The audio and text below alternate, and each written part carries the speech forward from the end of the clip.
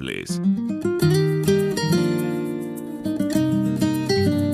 RCR presenta al Foro Penal Venezolano en Aquí se habla libertad, con Alfredo Romero, director ejecutivo del Foro Penal. ¿Dónde están las mujeres de bien? ¿Dónde están esos hombres de fe? ¿Dónde están nuestros niños de amor que gritan y claman la verdad? ¿Quién para tantas balas el mal? ¿Quién para tanta arbitrariedad? ¿Quién para tanto odio y maldad?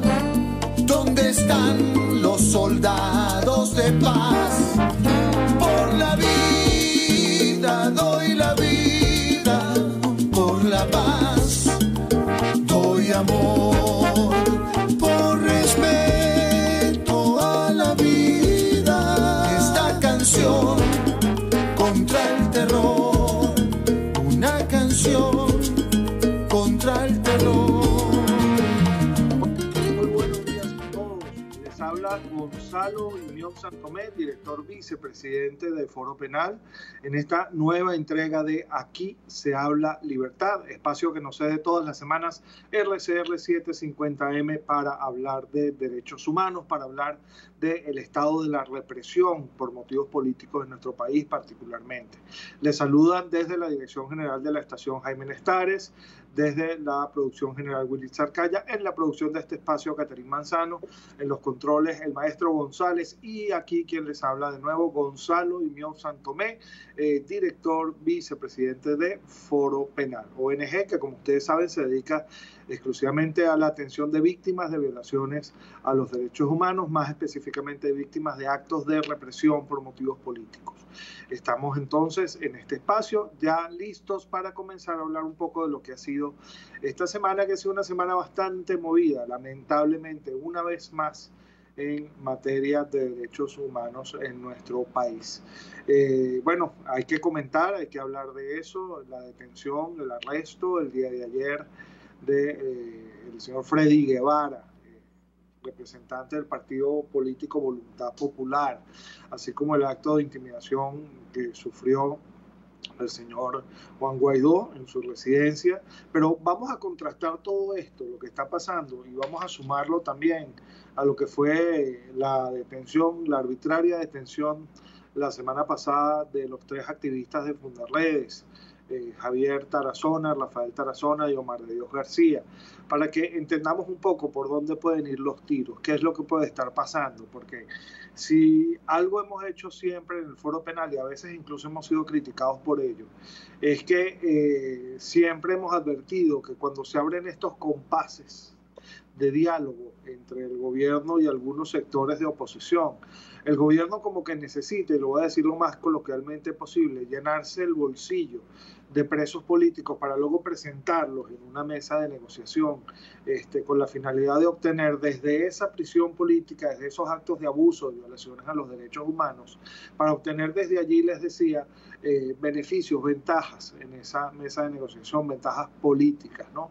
Esto es lo que caracteriza, es una de las finalidades pues, que se busca con la prisión por motivos políticos, y es parte de lo que caracteriza una determinada detención arbitraria, no solo como detención arbitraria, sino como detención arbitraria por motivos políticos. Se da lo que nosotros hemos denominado en el Foro Penal, esta es una concepción, un concepto que surgió de una propuesta de Alfredo Romero, nuestro director presidente, lo que nosotros hemos llamado la puerta giratoria, la estrategia de la puerta giratoria. ¿Cuál es esa estrategia? Bueno, una estrategia según la cual al poder en Venezuela, como entiende que hay gente que le compra la estrategia, como entiende que hay gente que está dispuesta a validar que el poder utilice a los presos políticos como fichas de negociación, pues trata de mantener siempre como le decía antes, su bolsillito lleno de presos políticos, de manera tal que en algunos momentos excarcela a algunas personas, pero inmediatamente esos puestos, por llamarlos de alguna manera, son ocupados por otras personas que le mantienen pues ese capital completo al poder. ¿Para qué? Para que cuando se abran espacios de diálogo, de negociación, de conversaciones entre el poder, el gobierno y algunos sectores políticos distintos del propio poder, pues se pueden presentar estos capitales, por llamarlos de alguna manera, en la mesa para que el poder pueda obtener de allí algún tipo de ventaja política. Entonces, fíjense, si nosotros vemos lo que ha sido el desarrollo de esta estrategia de la puerta giratoria en las últimas semanas, vamos a ver que el número de presos políticos más o menos se ha mantenido en promedio igual, está rondando las 300 personas semanalmente. Esto vamos a aclararlo ahora también cuando hablemos de lo que es la máquina de la represión, cómo ha venido funcionando la máquina de la represión. Pero sí es importante que veamos que esa constante, esa línea se ha mantenido constante, esa visión pues no ha cambiado, el poder sigue comprendiendo que tener presos políticos le reditúa, le rinde beneficios importantes y por eso es que la estrategia de la persecución de la prisión por motivos políticos no cesa. También hay que decirlo, y hay que decirlo con mucha responsabilidad, esto ocurre porque no se rompe el ciclo, porque seguimos teniendo del otro lado de la talanquera a personas que le compran la estrategia del poder, a personas que le aceptan al poder que presente a los presos políticos en una mesa de negociación, cuando lo que el Foro Penal siempre ha dicho, siempre ha reclamado es que antes de siquiera sentarse en una mesa de negociación, antes de ni siquiera pasar a considerar temas distintos de los que tienen que ver con las violaciones a los derechos humanos, se exija al poder que como condición previa se libere a todos y cada uno de los presos políticos. Sin esa condición, los factores políticos no deberían ni siquiera sentarse a hablar. No tiene ningún sentido que lo hagan. ¿Por qué? Porque si no vamos a seguir perpetuando este ciclo que no cesa. Ya son 8 con los ciclos de conversaciones, de negociaciones que se dan, en los cuales, bueno, se logran a veces algunas excarcelaciones y estas se venden a la colectividad con bombos y platillos como si fueran grandes victorias, pero al final del día terminamos volviendo a caer en lo mismo. Y esto es porque no hay nadie que se haya atrevido a dar el manotazo, por decirlo de alguna manera, a romper ese ciclo de la estrategia de la puerta giratoria, porque de nada nos sirve que a las personas se las escarcele y luego se las va a volver a encarcelar. De nada nos sirve que se libere a un número determinado de presos políticos y luego esos cupos que quedan allí en esas cárceles del oprobio, de la represión, pues van a ser llenados con otras personas. Esto es algo que nosotros hemos venido denunciando siempre y tiene que ver con esto de no darse cuenta de que el poder busca, entre otras cosas, con los presos políticos, tener ventajas para cuando necesita sentarse en una mesa de negociaciones a legitimarse. Entonces lo primero que hacen es decir, bueno, mira, yo tengo aquí este número de presos que tú llamas presos políticos, dime qué me vas a dar a cambio de ellos. Entonces, mientras haya del otro lado un grupo de personas que le compren la estrategia y que le digan, no, bueno, sí, yo te voy a dar esto o aquello, vamos a seguir el mismo ciclo. Hay que romper el ciclo. Y eso es un poco lo que está pasando el día de hoy, pasó el día de ayer con el señor Freddy Guevara, que independientemente de que uno esté de acuerdo o no esté de acuerdo con su postura política, con la manera de hacer las cosas que tienen algunos políticos en nuestro país, lo cierto es que ninguna detención arbitraria puede ser tolerada ni aceptada. Mucho menos cuando, como en este caso ocurre, esa detención tiene un evidente fin político. Y el fin político no es que lo diga yo, es que lo dice el propio Ministerio Público, lo dice el propio señor Tarek William Saab el día de ayer, me va a permitir leerlo, emite un comunicado, es decir, no había ni siquiera terminado de ser detenido el señor Freddy Guevara cuando ya el Ministerio Público estaba emitiendo un comunicado diciendo qué es lo que va a hacer, es decir, adelantando que ya todo este tinglado, toda esta situación ya había sido objeto de consideración por parte de ellos y de alguna manera adelantando también lo que va a ser la postura judicial del Ministerio Público. Fíjense, dice en este comunicado oficial del Ministerio Público, dice el Ministerio Público ante la detención de Freddy Guevara. Este lunes 12 de julio el Ministerio Público ha solicitado orden de aprehensión contra Freddy Guevara, quien fue detenido por el SEBIN debido a su vinculación con grupos extremistas y paramilitares asociados al gobierno colombiano. De todo siempre se pretende además hacer una especie de incidente internacional. Aquí se está vinculando al gobierno colombiano con supuestamente una serie de actos extremistas y con grupos irregulares paramilitares.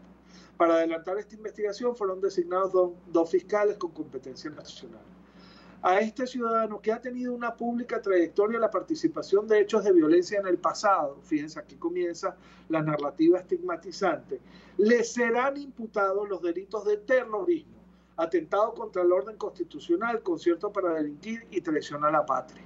Esto es entonces ya adelantar que Freddy Guevara va a quedar privado de su libertad, porque cuando el Ministerio Público recurre a esta estrategia, que por cierto es siempre común, de prácticamente bajar el Código Penal completo y atribuírselo a una persona en la audiencia de presentación con la finalidad de que no haya manera de que le corresponda la libertad durante el proceso, porque la gravedad de los delitos que se le están imputando es muy alta. Cuando el Ministerio Público hace esto, lo que te está diciendo es que ya de entrada va a buscar convertir este proceso penal en particular, como lo hace con todos y cada uno de los casos de los presos políticos, en una sanción anticipada. Eso es lo que está diciendo, ¿no? El Ministerio Público, junto a todas las instituciones del país, reitera su compromiso con la justicia en defensa de la paz y la tranquilidad de toda la población ante los ataques violentos que buscan desestabilizar y generar zozobra. Lo que no dice aquí el Ministerio Público es que el señor Freddy Guevara fue detenido en su camioneta, en una autopista, sin armas y sin ningún tipo de delito cometiéndose. Dice que había solicitado una orden de aprehensión, pero no sabemos qué tribunal emitió esa orden de aprehensión. Y así, bueno, ya vamos viendo cómo el primer paso, que es lo que siempre ocurre en estos actos de persecución por motivos políticos, que es el de la creación de la narrativa justificante de esta situación. Una narrativa que ya lo van a ver ustedes, va a ser repetida continuamente por todos y cada uno de los voceros del gobierno, porque hay que consolidar, esa es la estrategia, consolidar esa narrativa. Ya esa narrativa estaba construida, ¿no? Y es un poco lo que pasó el día de ayer. Lo mismo pasó, recordémoslo, la semana pasada con Javier Tarazona, Rafael Tarazona y Omar de Dios García. Se emitió pues una narrativa estigmatizante según la cual estos ciudadanos estaban incursos en actos de terrorismo, de instigación al odio, de traición a la patria. Lo mismo, fíjense, más o menos que se le pretende atribuir a Freddy Guevara en este contexto. Y desde allí entonces desde allí entonces se vincula esa narrativa a la criminalización, a la apertura de una investigación penal, ¿no? Yo quiero hoy, sí, vamos a tomar esta primera parte del programa, estos primeros minutos. No voy a llamar a nadie hoy, vamos a tener varias discusiones y varias conversaciones sobre este tema. Espero que todos los que siempre nos siguen pues estén pendientes de nosotros. Aquí nos está saludando Esperanza Cortés, Carlos M, saludos desde Miami, profesor, nuestra querida Munira, siempre pendiente, Luis Pérez, Víctor Romero, Stalin Pacheco. Bueno, tenemos hoy bastante gente conectada aquí para comentar estos temas. Vamos a hablar de esto, pero yo quiero hablar un poco de este uso, que por cierto aparece señalado en el último reporte de la Oficina de la Alta Comisionada para los Derechos Humanos de la ONU, de este uso de estos tipos penales que son de difícil precisión para básicamente atribuirle a una persona el carácter de criminal, el carácter de delincuente, sobre la base de argumentos sumamente exiguos, sumamente difíciles de definir, de precisar, ¿no? Esto es un vicio de los sistemas penales totalitarios que ha sido denunciado desde hace muchísimos años. Recuerdo que Juan Fernández Carrasquillo, un importante autor colombiano, lo llamaba el vicio del decisionismo. También Luigi Ferrajoli lo llamaba así, que es un vicio según el cual en los regímenes totalitarios los tipos penales se articulan, se escriben de una manera tal en la que en esas palabras, que son una especie así como de vasijas, en las que uno puede verter un contenido, puede verterse casi cualquier contenido, es decir, se puede interpretar como delito casi cualquier cosa. Esto es típico de los regímenes totalitarios. Fíjense, el artículo primero, si no me falla la memoria, del Código Penal alemán de 1936, decía que es delito cualquier cosa que estuviese tipificada en ese Código Penal como delito, pero también cualquier otra conducta que fuese contra el sano sentimiento del pueblo alemán. Así mismo lo decía. Y yo les pregunto a ustedes que me están escuchando en este momento, ¿qué es el sano sentimiento de un pueblo? ¿Quién define lo que es el sano sentimiento de un pueblo? ¿Qué contenido cabe en esas palabras? Bueno, virtualmente casi cualquier contenido. Por supuesto, ¿quién era el gran intérprete en aquel momento de lo que era el sano sentimiento del pueblo alemán?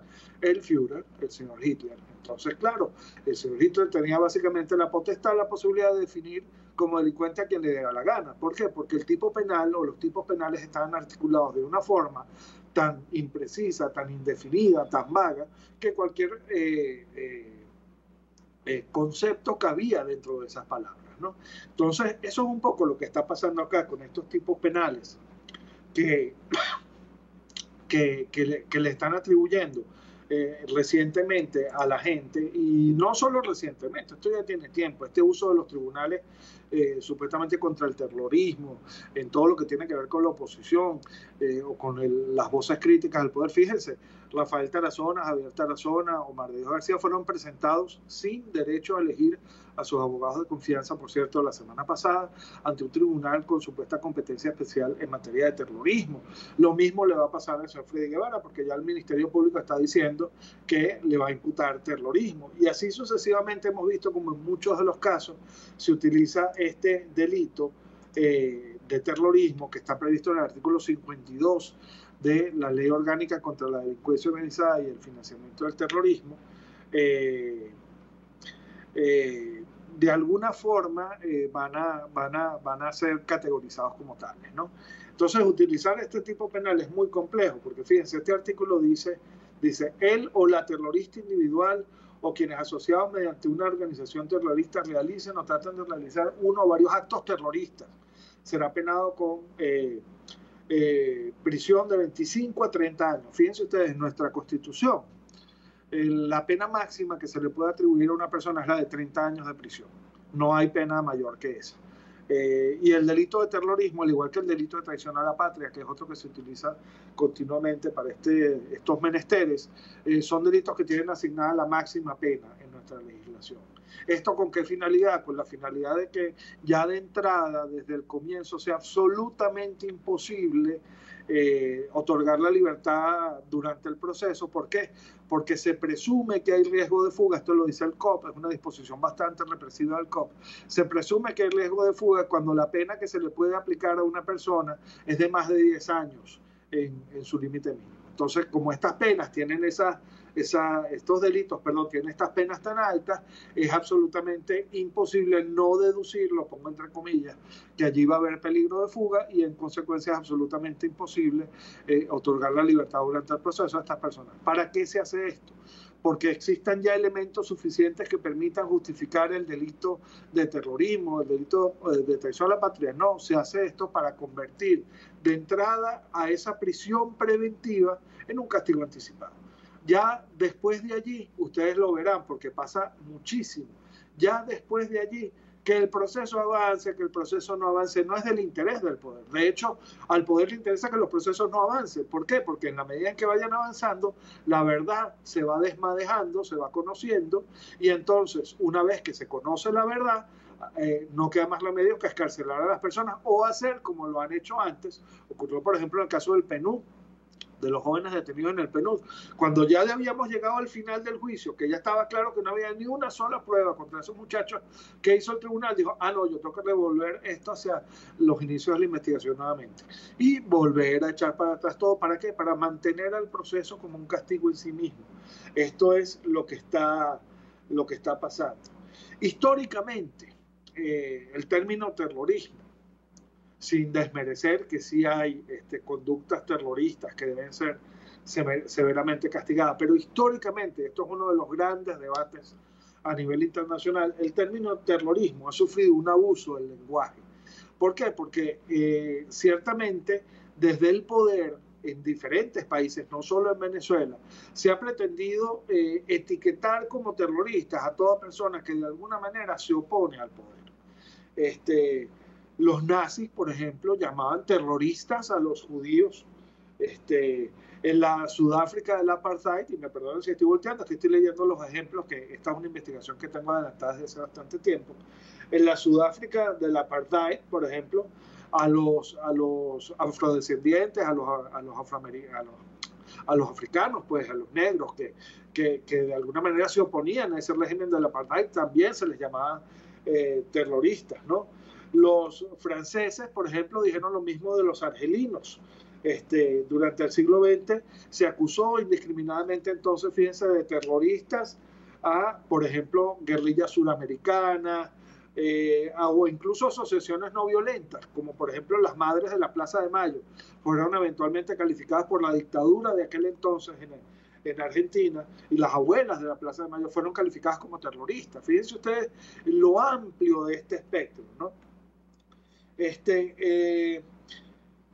Esto entonces ha generado muchísimos conflictos, por eso es tan delicado, tan peligroso y tan negativo hacer uso de este término terrorismo para calificar como terrorista casi cualquier cosa. ¿Por qué? Porque se banaliza el mal, se banaliza a los verdaderos terroristas.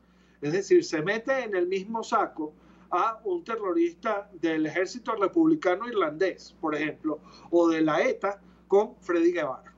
Imagínense ustedes lo que esto significa. Se mete en el mismo saco a un terrorista del ISIS, ¿ok?, con Rafael Tarazona, que es representante de una ONG de defensa de derechos humanos. Es decir, se trata de mezclar cosas que no tienen la misma naturaleza y que definitivamente deben ser mutuamente excluyentes. Y ese es el problema que se tiene con el uso del término terrorismo.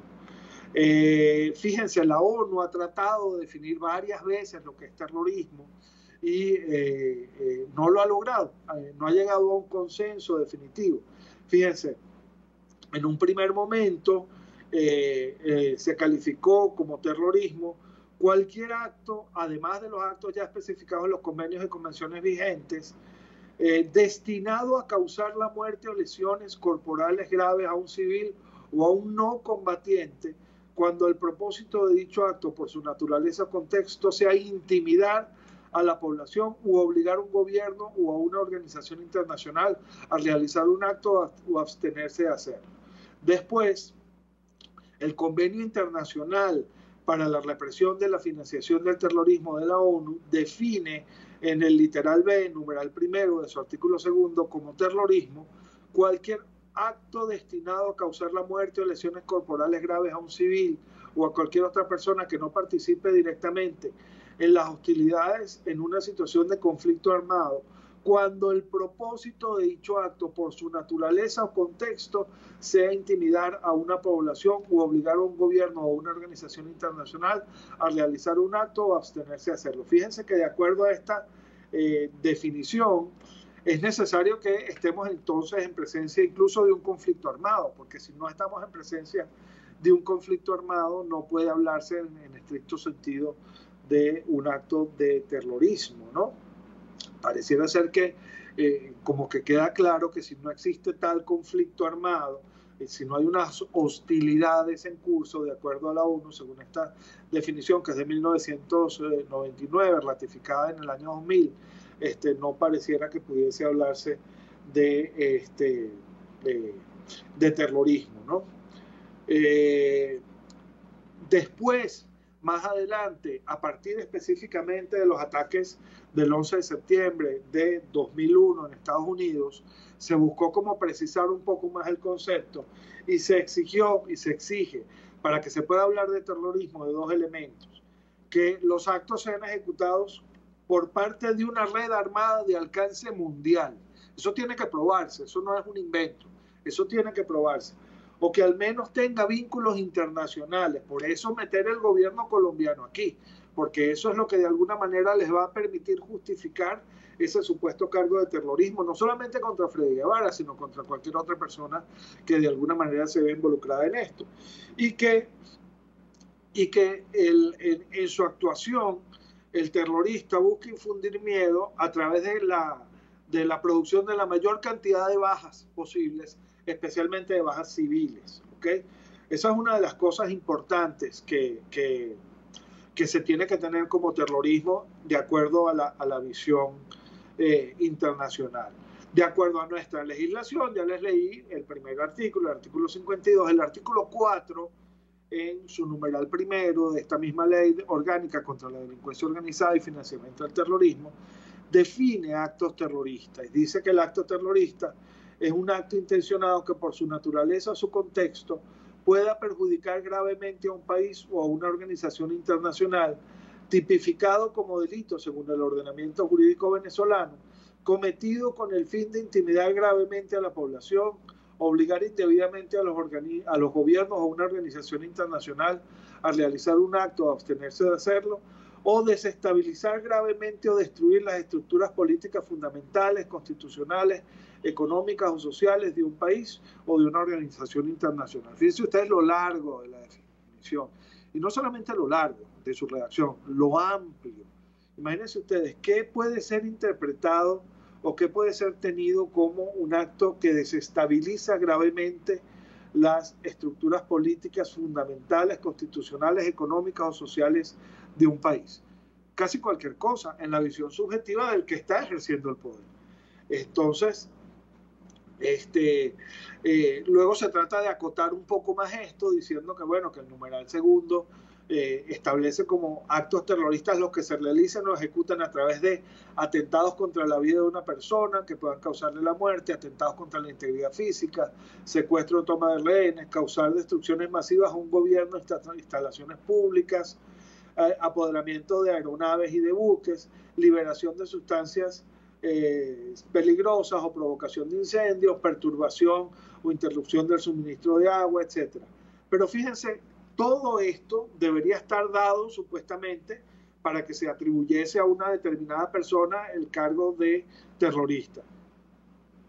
No está dado, por lo menos en las acusaciones, en las imputaciones que nosotros hemos visto, no está dado. Pero lo delicado de esto, reitero, es que se hace uso de argumentos que definitivamente son de excesiva amplitud. El derecho penal moderno propone como marco regulatorio fundamental lo que es el principio de la estricta legalidad, que ya no se concibe como el simple nullum crimen, nulla pena sine ley. Es decir, no hay crimen, no hay pena sin ley, sino además se concibe como el nullum crimen, nulla pena, nulla mensura, sine ley previa, escrita, scripta, et certa. ¿Ok? Es decir, la ley tiene que considerar, para que una ley considere una conducta determinada como delito, tiene que ser, y para que se le atribuya a esta conducta una sanción, tiene que ser previa al hecho de que se pretende indagar, escrita, tiene que estar por escrito, no puede ser una interpretación consuetudinaria, costumbrista o simplemente una sentencia la que diga esto, tiene que ser una ley escrita, tiene que ser estricta, ¿ok? Tiene que ser estrictamente la ley, no pueden ser otras modalidades distintas de regulación humana las que determinen que una conducta es determinada como delito, y luego tiene que ser cierta, certa. Lo pide expresamente la moderna formulación del principio de la legalidad penal. ¿Y para qué pide la certeza? Para que nosotros sepamos claramente dónde está la línea entre lo prohibido y lo permitido. El problema de los regímenes totalitarios es que utilizan el derecho penal como una herramienta contra el enemigo, cuando en realidad el derecho penal moderno es más bien una herramienta para limitar los excesos del poder, para decirle al poder hasta dónde puede llegar. Por eso es que la ley tiene que ser cierta, porque el ciudadano tiene que tener claro de la simple lectura de una norma qué es lo que está prohibido y qué es lo que no está prohibido. Porque si no está claro de esa simple lectura de la norma no está cumpliendo ese mandato de certeza que tiene que tener. Y eso es lo que pasa con este tipo lamentable de disposiciones de las que estamos conversando. Quiero aprovechar, ya nos vamos a ir al corte, pero bueno, quiero saludar a Luis Pérez, ya lo saludé, a Stalin, también a Víctor Romero, María Macei, siempre consecuente, Andrés Ripman, saludos Andrés, nuestro equipo de Miami, Isbelia Leones, también vamos a saludarlos a todos ustedes. Bueno, tenemos que ir ya al primer corte, vamos a seguir conversando sobre este tema más adelante, cuando regresemos, y vamos también a entrar entonces ya con la máquina de la represión. Ya volvemos con más de Aquí se habla libertad por RCR 750 AM.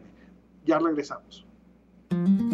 Usted escucha al Foro Penal Venezolano en Aquí se habla libertad, solo por rcr.tv, la radio que se ve.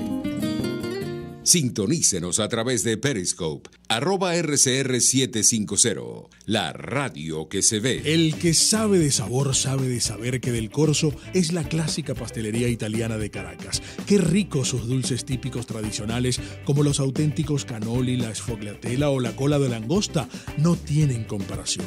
La pasta seca de almendras y chocolate o su gran variedad de tortas, cumpleaños, bodas, bautizos o comuniones, reuniones familiares o eventos corporativos. Teléfonos 0212-941-1971. Pastelería Del Corso, la pastelería italiana por tradición y excelencia.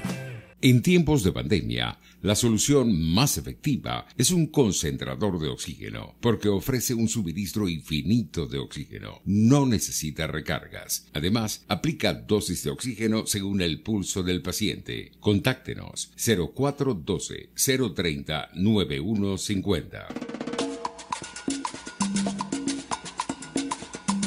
Fuerza que nos activa, fuerza que une a un país que quiere cambio.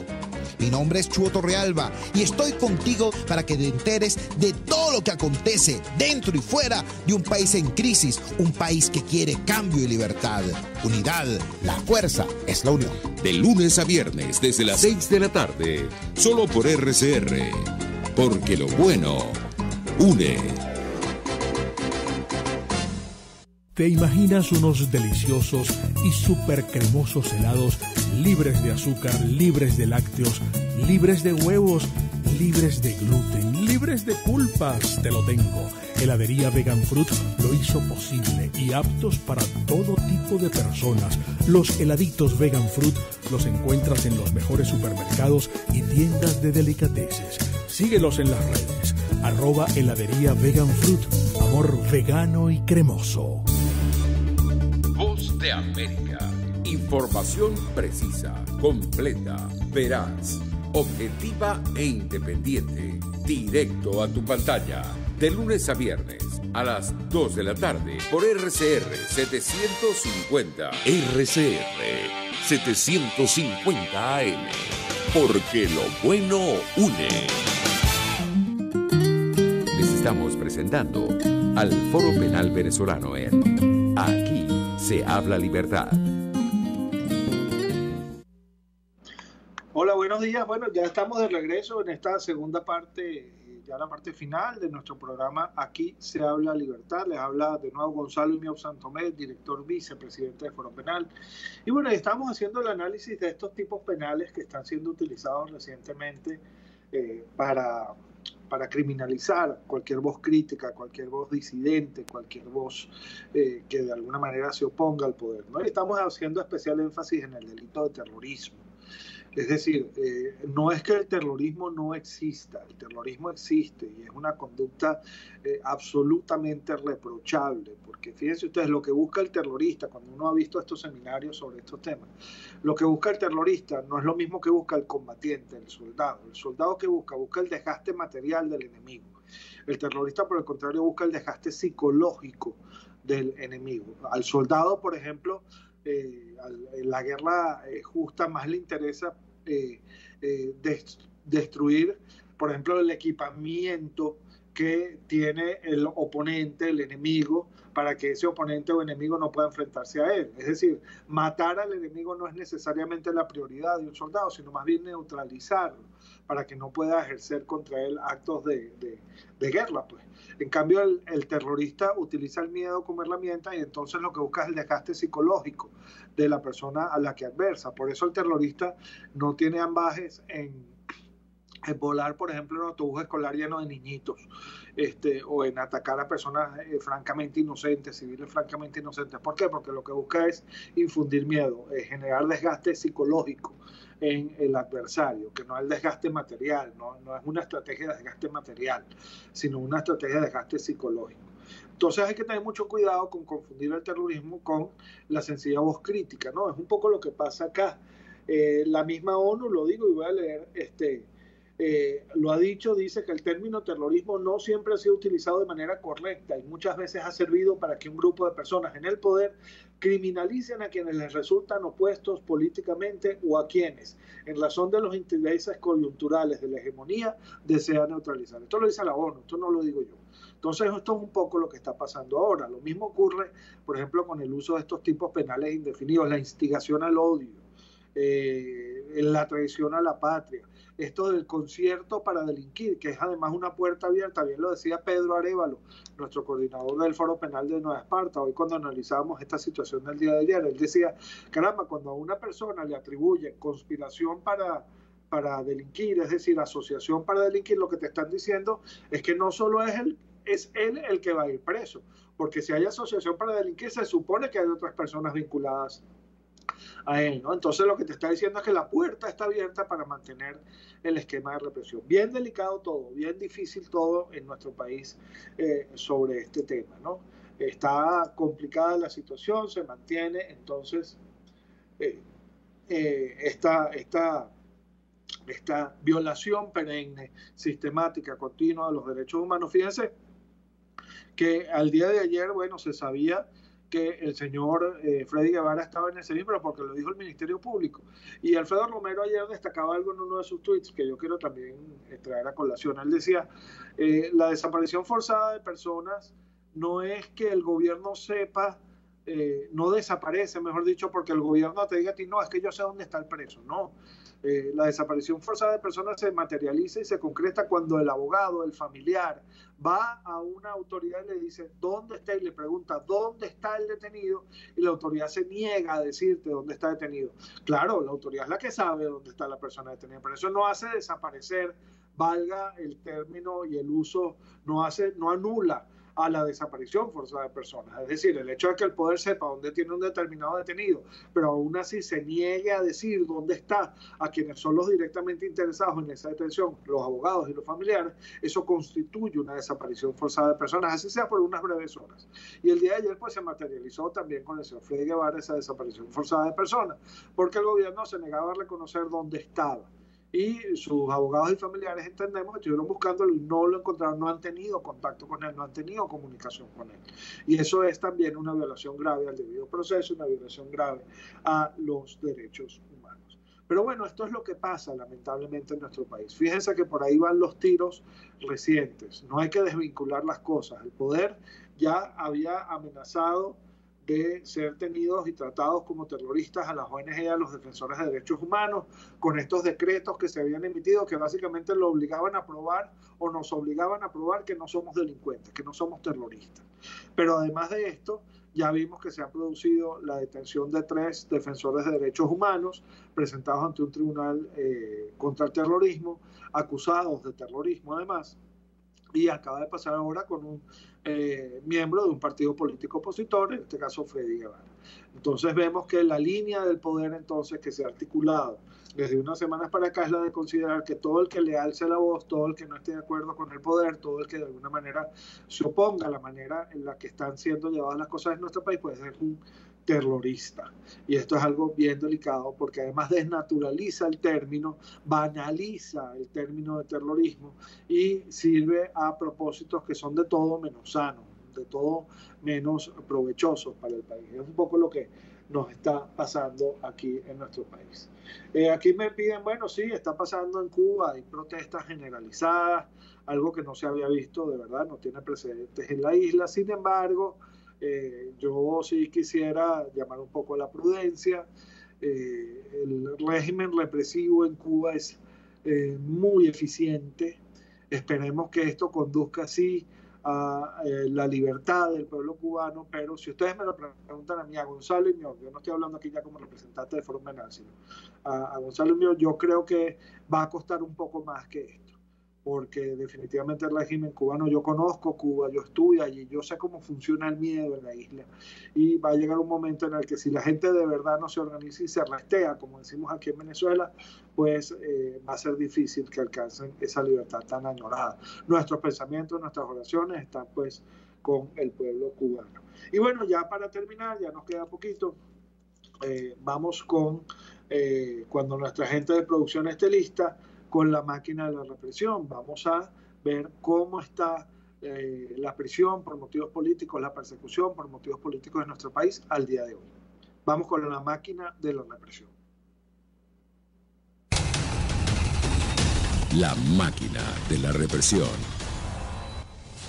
Al día de hoy en Venezuela continuamos registrando, mejor dicho, 299 presos políticos en nuestro país. Freddy Guevara todavía no es parte de esta estadística. ¿Por qué? Porque todavía no ha adquirido formalmente la cualidad de preso político. Esta la adquiere una vez que es presentado ante el tribunal y se le califican los delitos correspondientes, o una vez que vence el plazo para ser presentado al tribunal y no es presentado en los plazos que constitucionalmente debe ser presentado. Entonces, todavía Freddy Guevara no está incluido aquí. Evidentemente pasará a formar parte de esta lista, lamentablemente, cuando corresponda, pero tenemos al día de hoy 299 presos políticos en nuestro país.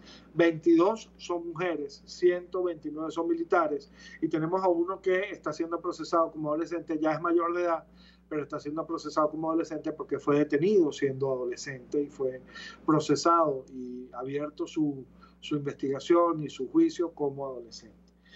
Arrestos acumulados desde 2014 hasta ahora, tenemos 15.749 arrestos arbitrarios por motivos políticos. De estos arrestos, como yo le decía, nos quedan 299 presos políticos, pero también tenemos a 9.392 personas que están sujetas a procesos penales injustos, arbitrarios, también por motivos políticos, pero bajo lo que se conoce como medidas cautelares, es decir, no están presas, pero están restringidas en su libertad en estos procesos que, como siempre lo decimos, se eternizan y no concluyen nunca, con la finalidad de mantener a esas personas bajo absoluto control de manera indefinida. En el año 2021 hemos registrado 35 arrestos, quedan detenidos 6 personas, han sido escarcelados bajo medidas cautelares 28. 872 civiles han sido presentados y han sido procesados ante tribunales militares, lo cual es una violación grave a el principio del juez natural, a los principios y a los estándares internacionales que rigen pues esta materia. Bueno, y así estamos. Esa es la máquina de la represión en Venezuela. Bueno, ya nos queda, bueno, para concluir, volver a saludar a nuestro equipo del Foro Penal que está aquí presente con nosotros. Carlos Enrique Ortega dice: Cuba está despertando del yugo castrocomunista. Bueno, ojalá sea así, Carlos. Hay que tener paciencia. Estos procesos no son tan inmediatos como a uno le gustaría, ¿no? Y como les decía antes, el aparato represivo cubano es muy eficiente. Hay que sí tener los ojos puestos sobre el pueblo cubano, sí tratar de apoyarlos en lo posible contra los abusos y violaciones graves a sus derechos que se puedan materializar dentro de todo el contexto represivo que está desatado en este momento, pero hay que tener los pies sobre la tierra, hay que mantener las expectativas objetivas, por decirlo de alguna manera, ¿no? Seguimos adelante entonces nosotros. Quiero, antes ya de despedirme, recordarles que todos los que quieran pueden ser parte de la familia del Foro Penal, pueden sumarse a las filas de estos ya más de 7.000 activistas que tenemos repartidos por el mundo para defender, proteger, promover los derechos humanos, estén donde estén, porque ya la ONG Foro Penal es una organización internacional. Quiero recordarles que pueden hacerlo a través de nuestra página web www.foropenal.com. Allí están los banners y los enlaces necesarios con todos los requisitos que se requieren para sumarse a nuestras filas. Les reitero, no es necesario que seas abogado, tú puedes hacer cualquier cosa, puede ser de cualquier profesión, tener cualquier oficio y aún así ser defensor de derechos humanos. Por cierto, esta semana para nuestro equipo son talleres privados, estamos ya con la tercera tanda, si no me falla la memoria, de talleres sobre litigio estratégico. En efecto es así, estamos trabajando en la tercera certificación de litigio estratégico para defensores de derechos humanos. Y fíjense, en esos talleres participan no solamente abogados, participan también todos y cada uno de los activistas del Foro Penal que así lo deseen, porque les reitero, les repito, No es necesario ser abogado para defender los derechos humanos y todos podemos aportar nuestro granito de arena. Entonces, les invito a sumarse a nuestras filas, les invito a ser parte de la gran familia del Foro Penal. Bueno, ya lo que me queda entonces es despedirme por el momento, hasta la semana que viene. Se despide de ustedes Gonzalo Imeof Santomé, director vicepresidente de Foro Penal. En nombre de mi organización, en nombre de todos nuestros abogados, quiero despedir a la gente que amablemente nos acompañó el día de hoy. También despedir a la emisora desde su dirección general en la persona de Jaime Nestares, desde la producción general a cargo de Ulitza Arcaya, la producción de este espacio, Catherine Manzano, el maestro González en los controles y de nuevo quien les habla, Gonzalo Imeof Santomé, despidiéndose de ustedes de este programa, de esta emisión de hoy, el programa Aquí se habla libertad, RCR 750M, recordándoles que el principal enemigo de un preso político, de un exiliado, de un perseguido político es el olvido, así que nosotros no podemos olvidar. Nos vemos y nos escuchamos la semana que viene. Hasta luego. RCR presentó al Foro Penal Venezolano en Aquí se habla libertad.